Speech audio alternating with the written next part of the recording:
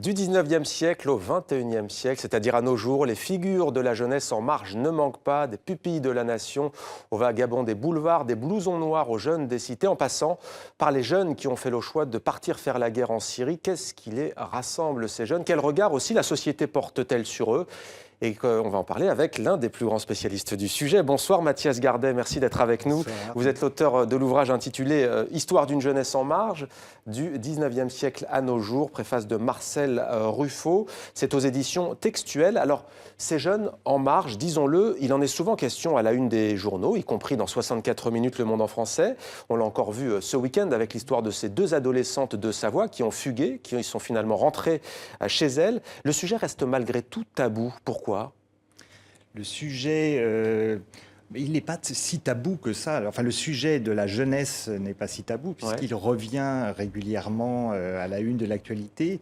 Mais je pense qu'il nous renvoie à chaque fois aux représentations et à ce que l'on projette aussi sur ces jeunesses et pour la société, ce qu'elle projette elle-même sur son futur. C'est ça, le tabou, c'est-à-dire que c'est non pas le fait que ce ne soit pas traité, mais c'est en tous les cas le tabou, c'est peut-être une gêne aussi sur les clés de compréhension des phénomènes de la marginalité de ces jeunes. Je pense que le tabou, c'est d'essayer de voir derrière l'image un petit peu toute faite du jeune marginal ou du jeune dangereux, c'est regarder de plus près qui sont ces jeunes et pourquoi finalement on les a mis à la marge de notre société à un moment donné. Alors ces jeunes en marge, en tous les cas, c'est le médecin Marcel Ruffo qui l'explique. La psychiatrie de l'enfant et de l'adolescent se sont développées précisément par l'étude des cas de ces sujets, de ces jeunes, disons, en marge. En quoi ont-ils été précurseurs, ont-ils aidé à mieux comprendre le phénomène? Ils ont été précurseurs en interrogeant justement très tôt cette question des déviances de la jeunesse et en voulant porter un regard, une spécialité de la psychiatrie autour de l'enfance.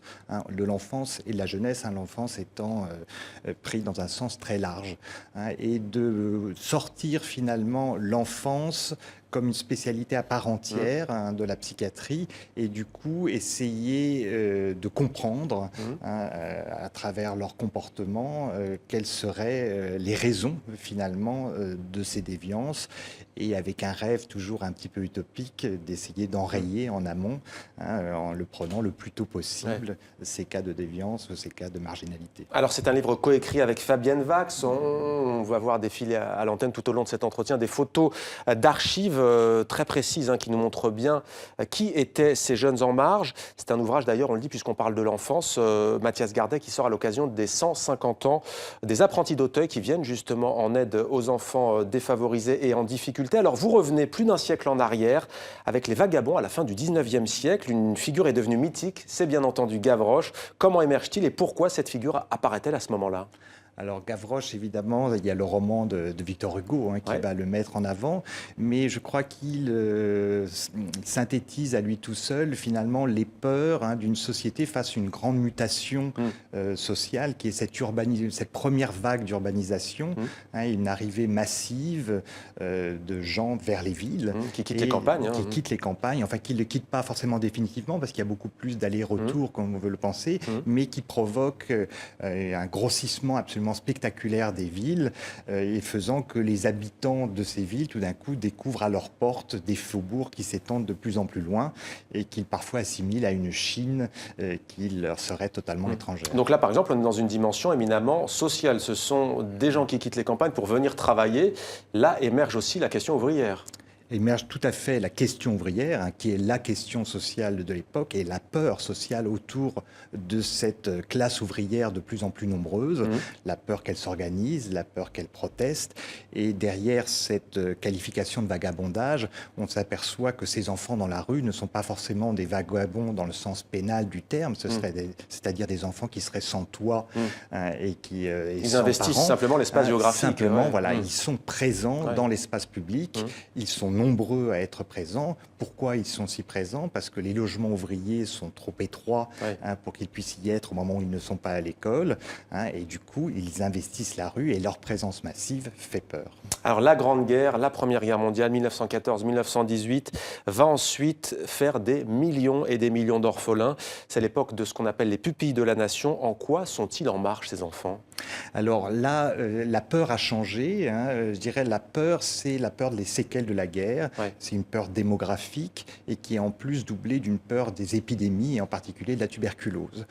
Donc ce qu'on a peur, c'est que ces enfants deviennent en marge en étant malades et en ne pouvant plus assurer la relève du pays. Une relève qui, on le sent à l'époque, est d'autant plus nécessaire qu'il y a eu des millions de morts au front, des hommes jeunes, et donc que la relève ne serait plus assurée. Donc là, c'est une peur sanitaire, plus qu'une peur sociale telle qu'elle se présentait à la fin du 19e. Et quelle est la réponse à l'époque alors? On rassemble ces enfants, on tente de les éduquer, de les faire travailler, même enfants? Alors la réponse, c'est une véritable croisade sanitaire.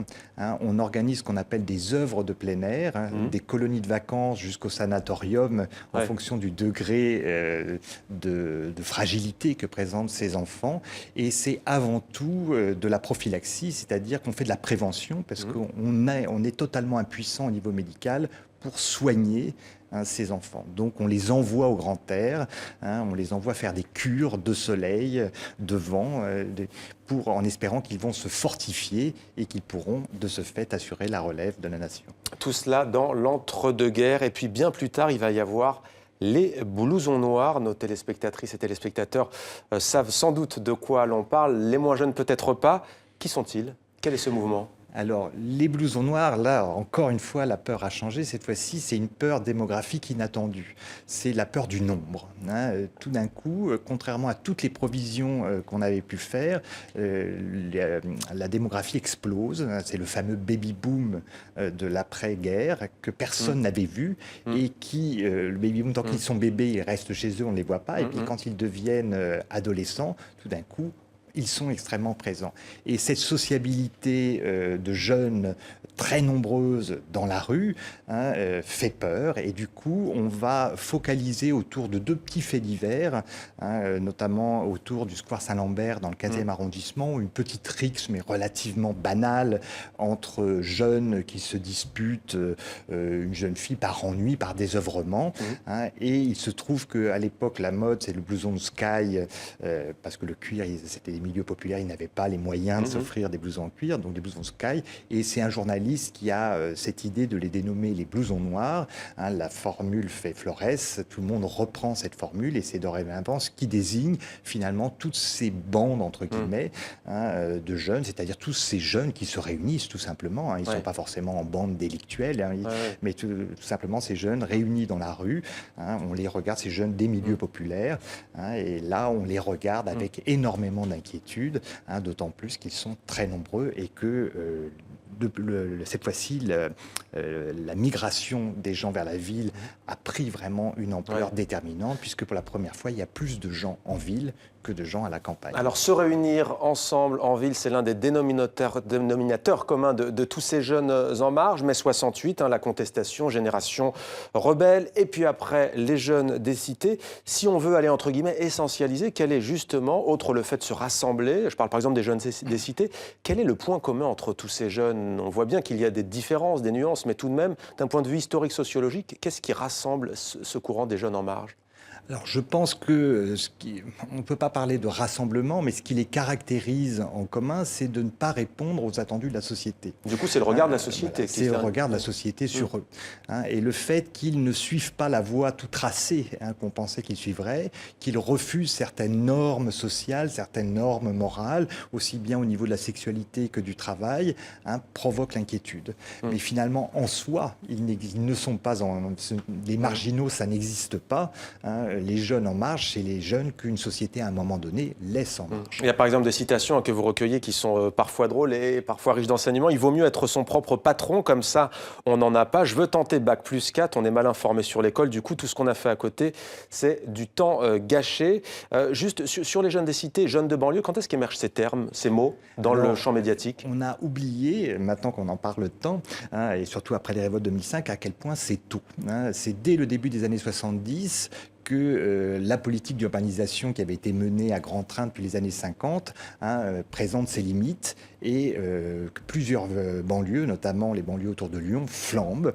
C'est les premiers rodéos, les premiers regards extrêmement inquiets sur ces voitures qui brûlent. Et ça, c'est dès 1973. Et c'est vrai que ce qui est très frappant pour un historien, c'est la force de l'amnésie qui est présente et à quel point on a pu oublier et à quel point on peut reprendre aujourd'hui des gros titres sur certains événements qui sont pourtant loin d'être neufs. Venons-en à ces jeunes qui partent en Syrie, souvent très jeunes, même certains ne sont pas adultes encore. Quel est votre regard par rapport à ce phénomène, vous qui êtes historien spécialiste des jeunesses en marge? Ces jeunes-là, quel que soit leur choix, sont-ils en marge et de quoi? Alors c'est très difficile pour un historien de se projeter dans une actualité aussi immédiate. La seule chose que j'aurais envie de dire, c'est de prendre garde à une analyse qui en ferait des jeunes à part entière, qui seraient des marginaux ou des terroristes, et qui seraient complètement déconnectés finalement de notre jeunesse. Je pense qu'il faut toujours porter un regard extrêmement précis sur cette question de la marginalité. Qu'est-ce qui fait qu'à un moment donné, certains jeunes ne répondent pas justement à nos attendus et prennent un chemin déviant. Du coup, le débat sur la déradicalisation, il est faussé ou il est limité selon vous ?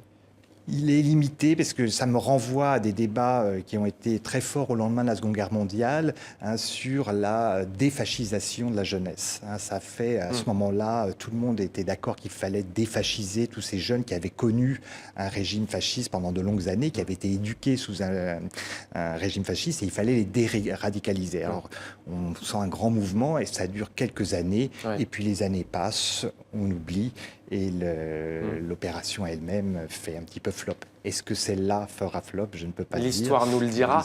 Terminons, si vous le voulez bien, par une question d'ouverture, si on peut dire. On a le sentiment que du 19e siècle à nos jours, pas grand-chose n'a évolué, en tous les cas, sur le traitement du phénomène des jeunes en marge, en tous les cas, s'agissant du regard, justement, de la société. Pourquoi ? Alors, des choses ont évolué. C'est-à-dire, ce qui n'a pas évolué, c'est le fait d'avoir une peur. Une peur, mais je pense que c'est lié à la peur aussi de ce qui nous attend, à la peur de ce qu'on projette sur le futur et à tous les attendus qu'on met justement sur une jeunesse qui devrait prendre la relève. Avec les questions de chômage et tout ça notamment. Mais en revanche, ce qui a évolué, c'est quel type de jeunes nous font peur. Je pense que c'est pas les mêmes, c'est pas le même âge, c'est pas forcément les mêmes origines, et je pense que ça, c'est les jeunes qui nous font peur, les jeunes qu'on a mis à la marge ont évolué, ce ne sont pas les mêmes, puisque chaque société, à chaque moment, met ses propres marges. Et je pense que nous n'avons pas les mêmes marges à chaque époque. Alors Mathias Gardet, merci à vous.